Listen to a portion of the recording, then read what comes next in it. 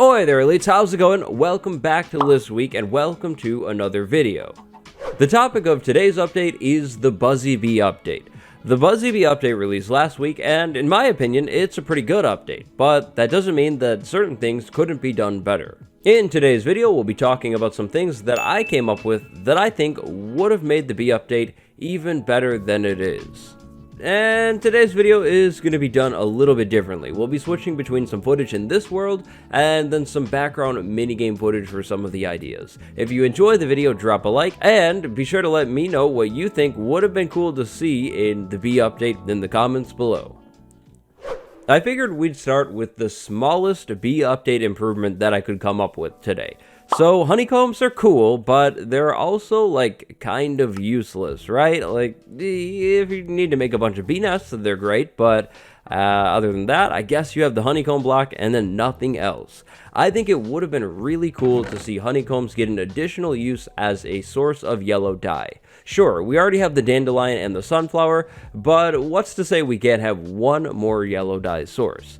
Do we need it? Hey, probably not, but would it make sense? I'd argue yes. I think that would make a lot of sense. Keep in mind, the flowers are not the only dye source in Minecraft. For example, bones provide white dye and ink sacs provide black dye. So I'd argue that it wouldn't be too far out of the realm of reality to have honeycombs be a source of yellow dye. Is it insanely useful? No, but does it provide another use for honeycombs? Yes.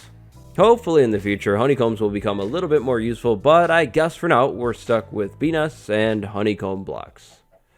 So sliding over into some mini games to talk about idea number 2, because there's not much to show. This is more of just a concept. Now admittedly, you've probably heard of this idea before. There's a lot of people who really like the idea of this one, and that includes me. Today, I'm jumping on that bandwagon. The bandwagon is, of course, the Beekeeper Villager bandwagon. 1.15 needed a Beekeeper Villager profession. It just would have been awesome. Now sure, implementing a brand new villager would have required a little bit more work, but I think it would have been worthwhile.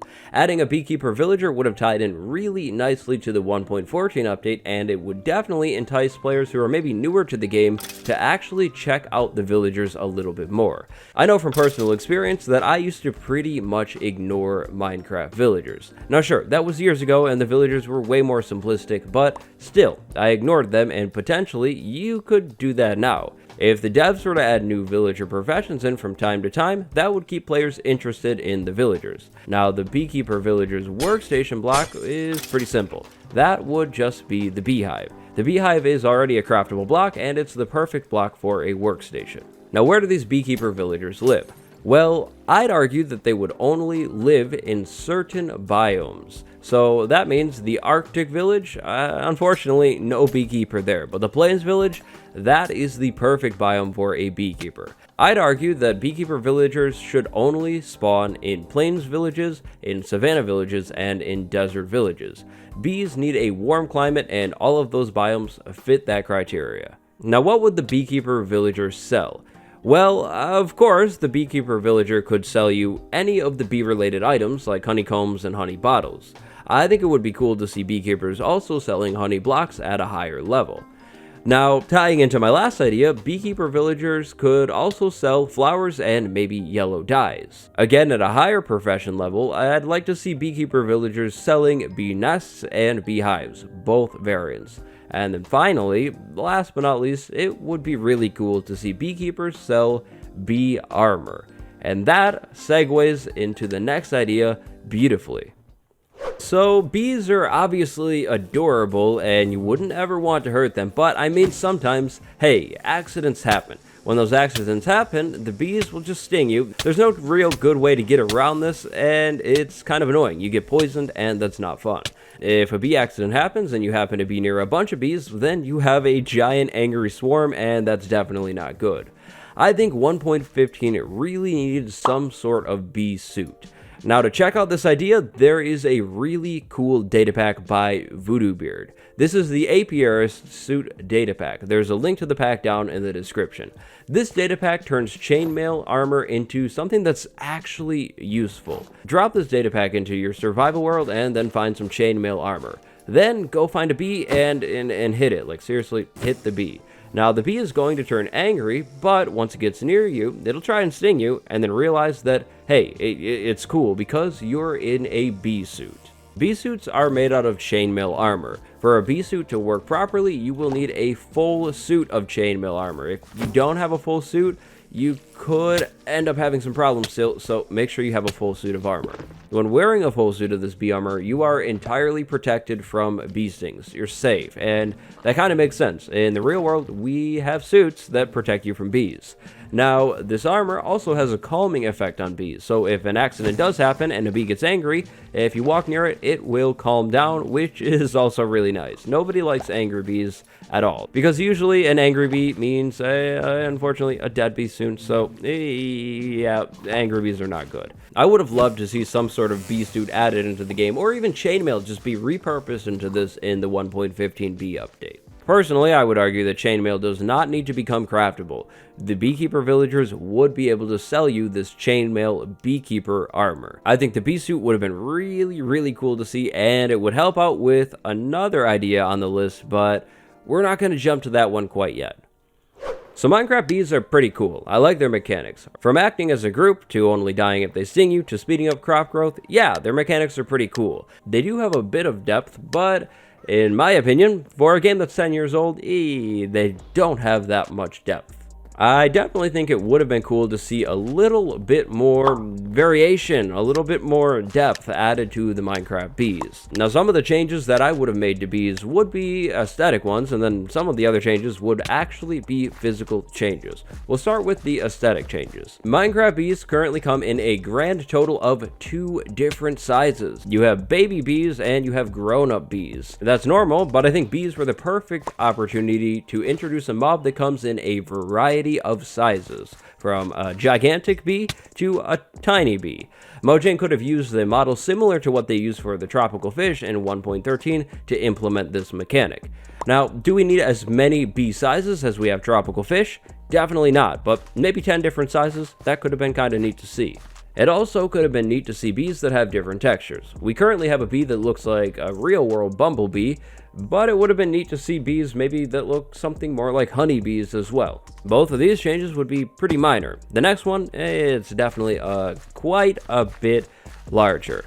Alongside the bee, the introduction of the wasp would have been really cool to see. Now yes, I understand that the whole point of adding bees into Minecraft was to put an emphasis on how important they are to our ecosystem, and I guess also add a little bit of adorableness to the game. The wasps would look pretty similar to bees, but maybe they'd be a little bit longer and a little bit more sleek, more streamlined. The real difference is the behavior.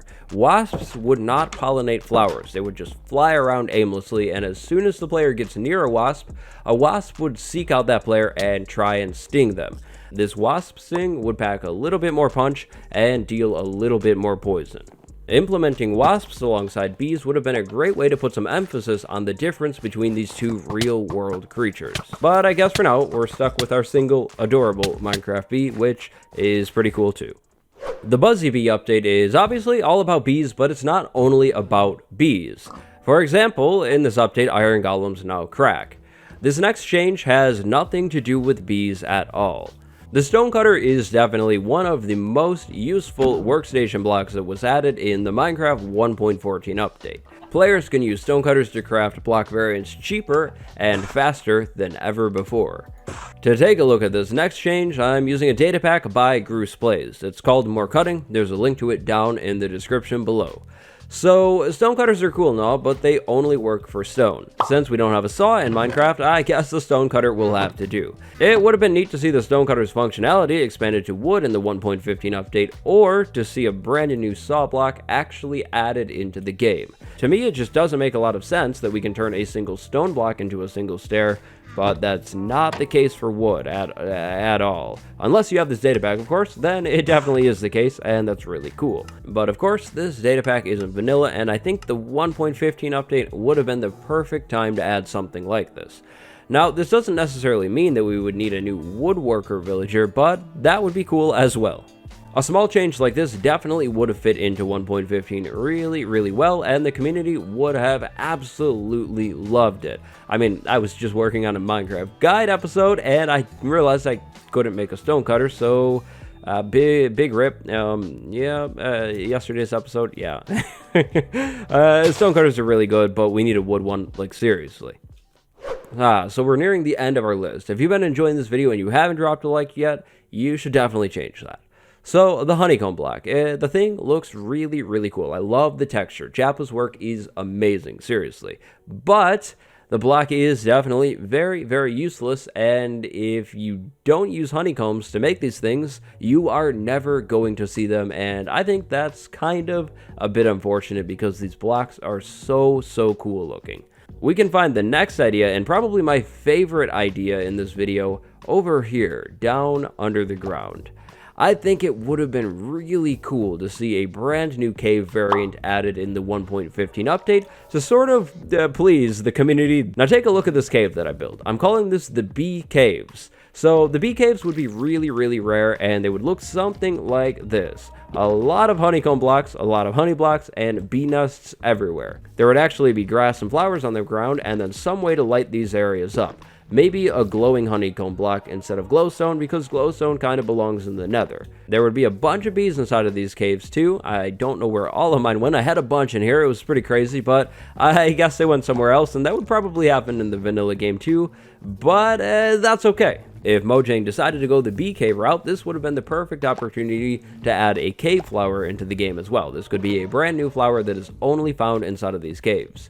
Now, these caves would be really, really rare. If I didn't say that already, this should not be a common thing, and that would make finding one of these things even more cool. By implementing something like this into the game, players would actually know that honeycomb blocks are a thing and get to experience them, and then there would be a huge rewarding feeling when finding one of these things, because I mean, look at this. This is just my mock-up, and I don't know, I think it looks really, really cool. I just love how this looks. This would also be another way to find bees in your world, and it ties into the final idea that I had. So idea number, what is this? I think this is idea number 7. Minecraft has a few bosses, but not very many. I think the game needs more bosses to make it interesting long term. The 1.15 update would have been the perfect opportunity for a brand new queen bee boss mob. Now, if Mojang's trying to make players not hurt the bees, maybe we'll have to make this a queen wasp, but still, some kind of queen bee wasp thing. This thing would live down in the bee caves, the thing that I just showed you a minute ago. This would add a lot of danger to the caves. Now, this queen bee would instantly aggro to the player and also trigger all of the bees in the nearby vicinity to aggro to the player. That means the player would definitely want to have that bee armor that I showed off way earlier in the video. The queen bee would not be a spawnable boss. You'd have to go into the world and find it, and then once you get rid of it, it's gone.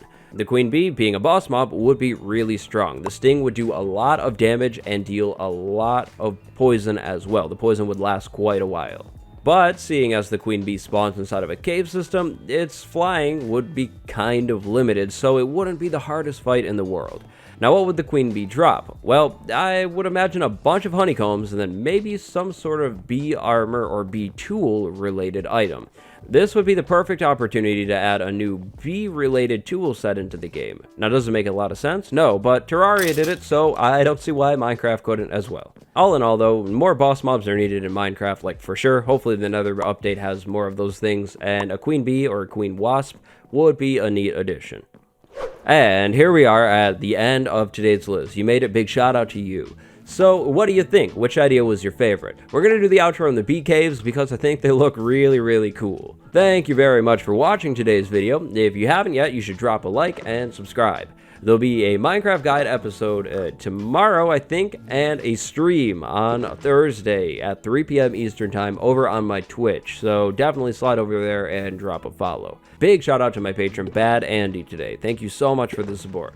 Stay tuned for more list videos later this week. Thanks for watching, everybody. It's me, Waddles, and I'll see you in the next one. Stay cool.